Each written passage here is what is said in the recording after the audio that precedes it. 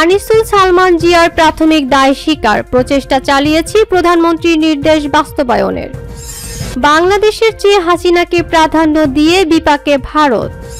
বাংলাদেশের প্রভু হওয়ার চেষ্টা করবেন না, ভারতকে হুঁশিয়ারি মেজর হাফিজের।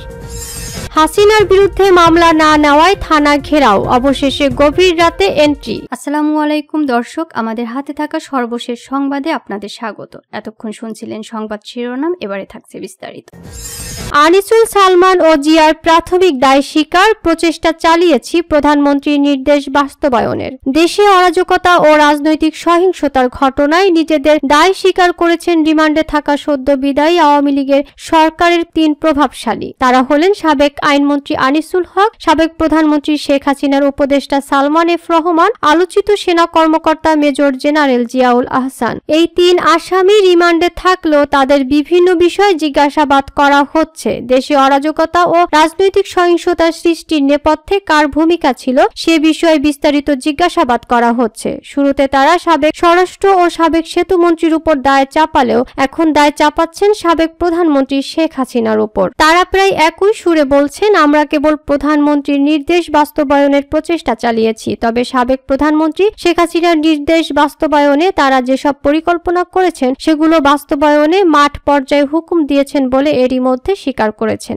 হত্যাকাণ্ডের পেছনে তাদের দায় স্বীকার করলেও এখনো সুনির্দিষ্ট কোনো তথ্য দেননি গ্রেপ্তারকৃতরা। রিমান্ডে থাকা আসামিরা হত্যা মামলার বাইরে কি কি তথ্য দিচ্ছেন জানতে চাইলে সংশ্লিষ্ট সূত্র জানায়, ২০১৩ সালের মে মাসে রাজধানীর শাপলা চত্বরে হেফাজতে ইসলামের নেতাকর্মীদের উপর আক্রমণ ও হত্যাযজ্ঞ চালানোর বিশেষ উদ্দেশ্যে আড়িপাতার যন্ত্র ক্রয়, ভয় দেখিয়ে ক্ষমতা কুক্ষিগত করতে আয়নাঘরে কনসেপ্ট তৈরি এবং বহু মানুষকে গুম-খুম করার বিষয়ে তাদের হাত রয়েছে বলে স্বীকার করেছে। সূত্র আরও জানায়, সালমান এফ রহমান, আনিসুল হক এবং মেজর জেনারেল জিয়াউল আহসানের বিরুদ্ধে আরও কয়েকটি মামলার প্রস্তুতি নেওয়া হচ্ছে। যেসব ঘটনায় মামলা হবে সেগুলোর মধ্যে রয়েছে শেয়ার কেলেঙ্কারি, মতিঝিলের শাপলা চত্বরে হেফাজত ইসলামের নেতা কর্মীদের উপর আক্রমণ নিধন, আড়িপাতার যন্ত্র, পেপারসাস সফটওয়্যার ক্রয়, আয়নাঘর কনসেপ্ট এবং অসংখ্য গুম-খুম সহ নানা আর্থিক অনিয়ম দুর্নীতির ঘটনা। ঢাকা মহানগর পুলিশের সংশ্লিষ্ট সূত্র জানায়, রিমান্ডে থাকা আসামি সালমান এফ রহমান এবং আনিসুল হকের দেওয়া তথ্য অনুযায়ী গ্রেপ্তার করা হয়েছে জিয়াউল আহসানকে। তারা ৩ জনই এখন নিউ মার্কেট থানার একটি হত্যা মামলায় ঢাকা মহানগর গোয়েন্দা ডিবি পুলিশের হেফাজতে রিমান্ডে আছেন। এদিকে যে মামলায় তাদের রিমান্ডে নেওয়া হয়েছে সেই মামলার এজাহার সংশোধন করা হচ্ছে। মামলার বাদী শনিবার সংশোধনী এজাহার থানায় জমা দিয়েছেন, পরে সেটি আদালতে পাঠানো হয় বলে সংশ্লিষ্ট সূত্রে জানা গেছে। সূত্র জানায়, সালমান এফ রহমান, আনিসুল হক এবং জিয়াউল আহসানকে 2টি টিমের মাধ্যমে জিজ্ঞাসাবাদ করা হচ্ছে। একটি টিমে আছেন নিউ মার্কেট থানার ওসির নেতৃত্বে মামলার তদন্ত কর্মকর্তা সহ জুনিয়র পুলিশ কর্মকর্তা, তারা মূলত থানা পুলিশের সদস্য। অপর একটি টিমে আছেন ডিএমপি সদর দপ্তর এবং ডিবির কর্মকর্তারা। এই টিমটি করা হয়েছে মূলত উচ্চ পর্যায়ের কর্মকর্তাদের সমন্বয়। জুনিয়র টিম কেবল মামলার রহস্য উদ্ঘাটনের বিষয়ে জিজ্ঞাসাবাদ করছেন। তারা মামলার এজাহারে বর্ণিত অভিযোগের বাইরে কোনো বিষয় জিজ্ঞাসাবাদ করছেন না। আর সিনিয়র টিমটি জিজ্ঞাসাবাদের ক্ষেত্রে কেবল মামলার বিষয়বস্তুর মধ্যে সীমাবদ্ধ থাকছেন না, তারা রাষ্ট্রযন্ত্রের বিভিন্ন বিষয়ে জিজ্ঞাসাবাদ করছেন। তবে ডিবির বেশিরভাগ পদস্থ কর্মকর্তা অন্যত্র বদলি হওয়া এবং নতুন আদেশপ্রাপ্ত সব কর্মকর্তা এখনো যোগদান না করায় ব্যাপক জিজ্ঞাসাবাদ সম্ভব হয়নি। প্রভাবশালী আসামি হওয়ায় কেউ কেউ তাদের জিজ্ঞাসাবাদে ভয় পাচ্ছেন। জিজ্ঞাসাবাদের সময় আসামিরা কি ধরনের অভিব্যক্তি প্রকাশ করছেন জানতে চাইলে সংশ্লিষ্ট কর্মকর্তা বলেন, আনিসুল হক বেশিরভাগ সময় হাসছেন, বলছেন, প্রধানমন্ত্রী শেখ হাসিনা আমাদের যে গাইডলাইন দিতেন আমি সেই গাইডলাইন ফলো করেছি মাত্র। হত্যা মামলায় কেন আমাকে রিমান্ডে এনেছেন? যারা সরাসরি কিলিং এ অংশ নিয়েছেন তাদের ধরেন। জিয়াউল হক বলছেন, আমি তো কোনো ইউনিটের ইনচার্জ ছিলাম না, আমি সরকারের টপ অর্ডারের নির্দেশে কাজ করেছি। তার কাছে তদন্ত সংশ্লিষ্টদের প্রশ্ন ছিল, আপনি তো এনটিএমসি ন্যাশনাল টেলিকমিউনিকেশন মনিটরিং সেন্টারের মহাপরিচালক ছিলেন, আড়ি পেতে মানুষের প্রাইভেসি নষ্ট করেছেন। আপনার নির্দেশে বিরোধী মতের অনেককে আয়না ঘরে নিয়ে নির্যাতন চালানো হয়েছে, গুম-খুমের শিকার হয়েছেন অনেকে। তখন তিনি বলেন, আমি তো স্বরাষ্ট্র মন্ত্রণালয়ের অধীনে কাজ করেছি, মন্ত্রণালয়ের নির্দেশ বাস্তবায়নের চেষ্টা করেছি। যে আয়নাঘরের কথা বলা হচ্ছে সেখানে আমাকেও 8 দিন রাখা হয়েছে, এরপর আমাকে গ্রেপ্তার দেখানো হয়। প্রাপ্ত অভিযোগের বরাত দিয়ে তদন্ত সংশ্লিষ্ট সূত্র জানিয়েছে, আওয়ামী লীগ 2009 সালে ক্ষমতায় আসার পর থেকে 2015 সাল পর্যন্ত বিএনপি জামায়াতের শত শত নেতাকর্মী গুম খুনের শিকার হন। বিচার বহির্ভূত এসব হত্যাকাণ্ডের মিশন বাস্তবায়ন করতে সারা দেশের র্যাবের বিভিন্ন ইউনিটে কর্মরত কতিপয় কর্মকর্তাকে ব্যবহার করতেন জিয়াউল আহসান। ছাত্র আন্দোলনের সময় মন্ত্রিপরিষদ সচিব, আইজিপি সহ ঊর্ধ্বতন কর্মকর্তা ও কয়েকজন মন্ত্রীর ফোন আলাপ রেকর্ডের সারাংশ গণভবন থেকে উদ্ধার হয়। তাতে আন্দোলন দমানো, ইন্টারনেট বন্ধ সহ নানা কৌশলে তথ্য উঠে আসে। একজন পুলিশ কর্মকর্তা বলেন, জিয়াউল আহসান অনেকের ব্যক্তিগত ফোন আলাপ রেকর্ড করতেন, বিশেষ করে বিএনপির নেতাদের কল রেকর্ড করে সেগুলো শুনতেন। কোটা সংস্কারের দাবি, বৈষম্য বিরোধী ছাত্রদের ব্যানারে আন্দোলন চলাকালে গত 17 জুলাই থেকে মোবাইল ইন্টারনেট বন্ধ করে দেওয়া হয়। পরে 18 জুলাই থেকে ব্রডব্যান্ড ইন্টারনেট সেবাও বন্ধ করা হয়। 5 দিন বন্ধ থাকার পর ব্রডব্যান্ড ইন্টারনেট চালু করা হয়। তৎকালীন তথ্য প্রযুক্তি প্রতিমন্ত্রী জুনায়েদ আহমেদ পলক ও major general Ziaul Ahsan data সেন্টারগুলো বন্ধ করতে নির্দেশ দেন। কয়েকটি ডাটা সেন্টারে হুমকি দিয়ে বন্ধ করেন জিয়াউল আহসান। জানতে চাইলে ঢাকা মহানগর পুলিশ কমিশনার মাইনুল হাসান বলেন, রিমান্ডে থাকা 3 আসামিকে নানা বিষয় জিজ্ঞাসাবাদ করা হচ্ছে। তাদের বিরুদ্ধে আরও অনেক মামলা হবে। তারা কয়েকদিন রিমান্ডে থাকবেন। তাই রিমান্ডে জিজ্ঞাসাবাদ এবং প্রাপ্ত তথ্যের বিষয়ে এখনই কিছু বলা ঠিক হবে না। প্রায় একই ধরনের তথ্য জানিয়েছে ডিবির যুগ্ম কমিশনার আমিনুল ইসলাম। মোবাইল ফোনে বলেন, এই মুহূর্তে ডিবিতে সাংবাদিক প্রবেশের অনুমতি নেই। আপনার নম্বরটা আমি সেভ করে রাখছি। রিমান্ডে প্রাপ্ত তথ্যের বিষয়ে কোনো কিছু প্রকাশের প্রয়োজন হলে পরবর্তী সময় আপনাদের জানানো হবে। যে মামলায় সালমান এফ রহমান, আনিসুল হক এবং জিয়াউল আহসানকে গ্রেপ্তার করা হয়েছে, সে মামলার বাদী আয়েশা বেগম বলেন, যখন মামলাটি হয় তখন আওয়ামী লীগ সরকার ক্ষমতায় ছিল। পুলিশ এজাহার লেখার সময় আমার ছেলে হত্যার পেছনে ইচ্ছাকৃতভাবে অজ্ঞাত কোটা বিরোধী জামায়াত, শিবির এবং বিএনপি জড়িত ছিল বলে উল্লেখ করে, অথচ আমার ছেলে মারা গেছে পুলিশের গুলিতে। এজাহার লেখার পর আমাকে পড়ে শোনায়নি। ছেলে হারানোর শোকে আমি কাতর থাকায় আমার হিতাহিত জ্ঞান অনেকটা লোপ পেয়েছিল। সেই সুযোগে পুলিশ এজাহারে স্বাক্ষর নেয়। পরে এজাহারটি পড়ার পর ত্রুটি চোখে পড়ে। বিষয়টি থানার ওসিকে জানানো হলে তিনি এজাহার সংশোধনের প্রস্তাব দেন। সে অনুযায়ী থানায় গিয়ে সংশোধনী এজাহার জমা দিয়েছি। সংশোধনী এজাহারে বিএনপি ও জামাত শিবিরের কথাগুলো বাদ দেওয়া হয়েছে। আসামিদের অজ্ঞাত দুষ্কৃতিকারী হিসেবে উল্লেখ করা হয়েছে। এখন পুলিশের দায়িত্ব দুষ্কৃতকারীদের খুঁজে বের করে আইনের আওতায় আনা। বাংলাদেশের চেয়ে হাসিনাকে প্রাধান্য দিয়ে বিপাকে ভারত। ছাত্র জনতার গণ অভ্যুত্থানের মুখে গত 5 আগস্ট পদত্যাগ করে পালাতে বাধ্য হন সাবেক প্রধানমন্ত্রী শেখ হাসিনা। সেদিন ছাত্র জনতা যখন তার সরকারি বাসভবনের দিকে এগোচ্ছিল, ঠিক তখন তিনি গোপনে ভারতে পালিয়ে যাচ্ছিলেন। সরকারি চাকরিতে কোটা সংস্কার নিয়ে গত জুন মাসে ওই আন্দোলন শুরু হয়। তবে 16 জুলাই যখন রংপুরের বেগম রোকেয়া বিশ্ববিদ্যালয়ের শিক্ষার্থী আবু সাইদ সহ সারা দেশে 6 জন নিহত হন, তখন এটি সরকার বিরোধী আন্দোলনের রূপ নেয়। তারই জেরে 5 আগস্ট পতন ঘটে হাসিনার 15 বছরের শাসন। শেখ হাসিনার পতনের বিষয়টি ভারতে শঙ্কা তৈরি করে, কারণ তিনি ছিলেন দক্ষিণ এশিয়ার মধ্যে ভারতের সবচেয়ে বড় মিত্র। এ বিষয়ে ভারতীয় লেখক ও সম্পাদক রাহুল ত্রিপাঠী ফ্রান্স 24-কে বলেছেন, ভারত সরকার শেখ হাসিনার উপর অতিরিক্ত, অন্যদিকে বাংলাদেশের উপর কম বিনিয়োগ করেছে, আর এ কারণেই দেশটি এখন এমন শঙ্কায় পড়েছে। ফরাসি সংবাদ মাধ্যমটির প্রতিবেদনে বলা হয়েছে, গভীর সম্পর্ক করার জন্য ভারতের প্রধানমন্ত্রী নরেন্দ্র মোদী ও বাংলাদেশের সাবেক প্রধানমন্ত্রী শেখ হাসিনা উভয়ই নিজ দেশে গণতন্ত্রের পশ্চাৎপসরণকে উপেক্ষা করেছেন।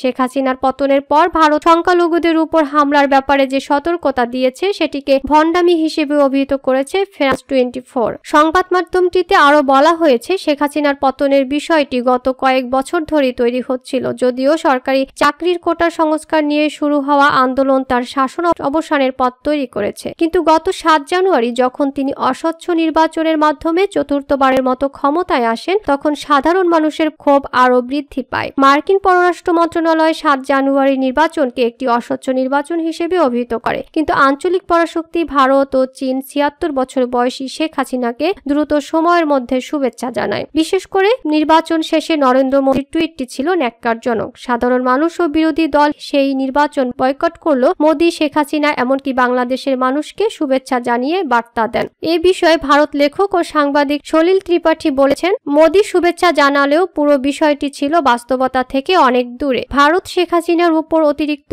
আর বাংলাদেশের উপর কম বিনিয়োগ করেছে। ভারত তার সব ডিম একটি ঝুড়িতেই রেখেছিল, আর ভূকৌশলগত দিক দিয়ে এটি অবশ্যই বুদ্ধিমান কিছু ছিল না। বাংলাদেশে প্রভু হওয়ার চেষ্টা করবেন না, ভারতকে হুঁশিয়ারি দিলেন মেজর হাফিজ। ভারতকে সতর্ক করে দিয়ে বিএনপির স্থায়ী কমিটির সদস্য মেজর হাফিজ উদ্দিন আহমেদ বীর বিক্রম বলেছেন, ভারতকে বলতে চাই, আপনারা আমাদের স্বাধীনতা যুদ্ধে সহযোগিতা করেছেন, সেজন্য আমরা অনেক কৃতজ্ঞ। লড়াই করেছেন, আমাদের পাশাপাশি যুদ্ধ করেছেন, কিন্তু এদেশের প্রভু হওয়ার চেষ্টা করবেন না, জনগণের বিপক্ষ হওয়ার চেষ্টা করবেন না। তিনি বলেন, বিএনপি ক্ষমতায় গেলে ভারতের সাথে বন্ধুত্বের সম্পর্ক থাকবে, কিন্তু কোন রকম আমাদের দেশ সাধারণ মানুষ সম্পর্কে ষড়যন্ত্র করার চেষ্টা করবেন না। সার্কের প্রত্যেকটা দেশ আপনাদের বিরুদ্ধে কেন? ছোট ছোট দেশ, মালদ্বীপ, শ্রীলঙ্কাও। আমরা 18 কোটি মানুষের দেশ, আমরা চাই বন্ধুত্ব হবে জনগণের সাথে। সুতরাং বন্ধুত্বের দাবি নিয়ে বলছি, বাংলাদেশকে বিনষ্ট করার চেষ্টা করবেন না। গতকাল শনিবার জাতীয় প্রেস ক্লাবে ছাত্র জনতার উপর পুলিশের গণহত্যার নির্দেশদাতা শেখ হাসিনার বিচার ও সন্ত্রাসী সংগঠন হিসেবে আওয়ামী লীগকে নিষিদ্ধ করার ঘোষণার দাবিতে মুক্তিযোদ্ধা দল আয়োজিত সমাবেশে তিনি এসব কথা বলেন। মেজর হাফিজ বলেন, শেখ হাসিনা ইতিহাসের সবচাইতে বড় ঘাতক। এহেন ঘটনা নেই করেননি, কত মায়ের বুক যে খালি করেছে। আমরা আজকে মুক্তিযোদ্ধাদের এই সভা থেকে দাবি করব, শেখ হাসিনাকে বাংলাদেশে ফিরিয়ে এনে বিচার করতে হবে। ভারতকে বলবো, যদি বন্ধুত্ব করতে চান তাকে বাংলাদেশে ফেরত পাঠান। বিডিআর বিদ্রোহ ঘটনার সেনা তদন্ত প্রতিবেদন জনসমক্ষে প্রকাশের দাবি জানিয়ে সাবেক এই সেনা কর্মকর্তা বলেন, অন্তর্বর্তীকালীন সরকারে স্বরাষ্ট্র উপদেষ্টা হিসেবে শপথ নিয়েছেন লেফটেন্যান্ট জেনারেল জাহাঙ্গীর। তার নেতৃত্বে বিডিআর বিদ্রোহ ও হত্যাকাণ্ডের ঘটনা নিয়ে একটা তদন্ত হয়েছিল। তিনি সঠিকভাবে কারণ এবং সমাধান বর্ণনা করেছেন, কিন্তু এই রিপোর্ট আলোর মুখ দেখেনি। আমরা চাই তার নেতৃত্বে প্রতিষ্ঠিত যে সত্য অনুসন্ধান রিপোর্ট তা জনসম্মুখে প্রকাশ করা হোক। হাফিজউদ্দিন আহমেদ বলেন, বিডিআরে মেধাবী চৌকস সেনা অফিসারদের পোস্টিং দেওয়া হয়েছিল। এদেরকে প্রতিবেশী রাষ্ট্রের ষড়যন্ত্রের কারণে নির্মমভাবে হত্যা করা হয়েছে। আমরা দেখছি এই হত্যাকাণ্ডের বিচার হচ্ছে দীর্ঘসূত্রিতা, ভেরি স্লো।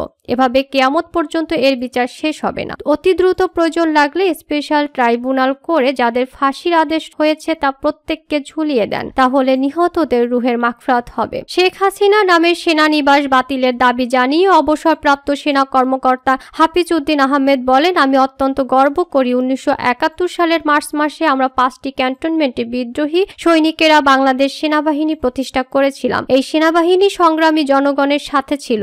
আমি সহ আরো 24 জন তরুণ কর্মকর্তা আমরা ক্যাপ্টেন ছিলাম। জিয়াউর রহমান সহ 3 মেজর, আমরা গুটি কত ক্যাপ্টেন, একজন লেফটেন্যান্ট সহ এই সেনাবাহিনী গড়ে তুলেছি। আমাদেরকে সেনাবাহিনীর ফাউন্ডিং ফাদার মনে করা হয়। এখানে অসংখ্য ছাত্র জনতা নিয়ে গঠিত হয়েছিল মুক্তিবাহিনী। এই সেনাবাহিনী ছাত্র জনতার আন্দোলনে কি করে অপেক্ষায় ছিলাম। 2 আগস্ট বর্তমান সেনাবাহিনী প্রধানকে আমি একটা SMS পাঠিয়ে দিয়েছিলাম জনগণের সাথে থাকতে এবং বিপ্লবে যোগ দিতে। আশা ছেড়ে দিয়েছিলাম, কিন্তু মহেন্দ্রক্ষণে আমাদের দেশপ্রেমিক সেনাবাহিনী শেখ হাসিনাকে সরানোর ব্যাপারে সঠিক ভূমিকা রেখেছে। সেজন্য আমি তাদেরকে অভিবাদন জানাই। আমাদের দাবি, স্বৈরাচারী শেখ হাসিনার নামে যে ক্যান্টনমেন্ট করা হয়েছে অবিলম্বে তা বাতিলের দাবি করতে হবে। তারেক রহমানের প্রতি কৃতজ্ঞতা জানিয়ে দলের স্থায়ী কমিটিতে স্থান পাওয়া হাফিজউদ্দিন বলেন, আমাদের দলের ভারপ্রাপ্ত চেয়ারম্যান শহীদ প্রেসিডেন্ট জিয়াউর রহমানের সুযোগ্য পুত্র তারেক রহমান আমাকে টেলিফোন করেছিলেন। তাকে একটা কথা বলেছি, যেদিন নির্বাচন হবে ইনশাআল্লাহ বিএনপি রাষ্ট্র ক্ষমতায় যাবে, কিন্তু আমরা যেন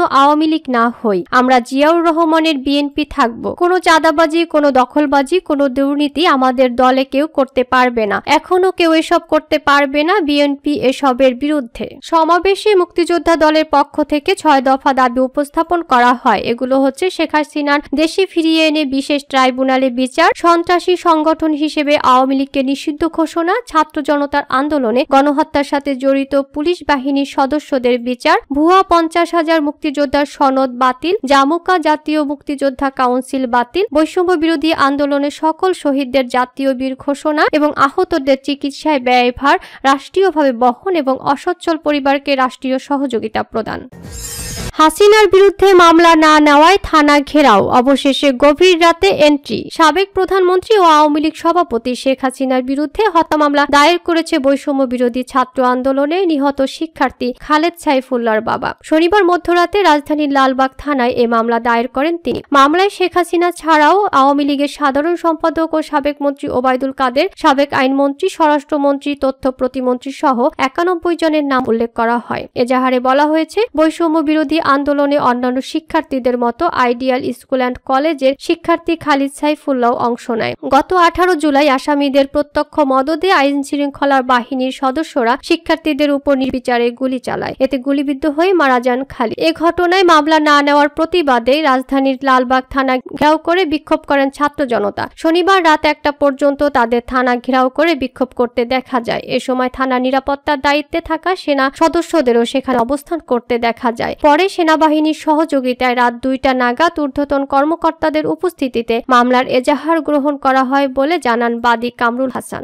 এ ঘটনায় সাবেক প্রধানমন্ত্রী শেখ হাসিনা সহ 91 জনকে আসামি করে লালবাগ থানায় মামলা করতে চাইছিলেন খালিদের বাবা। 2 দিন ধরে মামলা নিতে পুলিশ গড়িমসি করছিল।